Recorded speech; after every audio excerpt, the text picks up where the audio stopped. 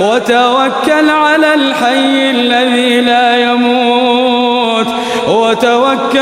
الحي الذي لا يموت وسبح بحمده وكفى به بذنوب عباده خبيرا.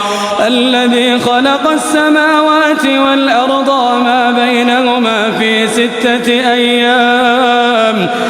6 أيام ثم استوى على العرش. الرحمن فاسأل به خبيرا.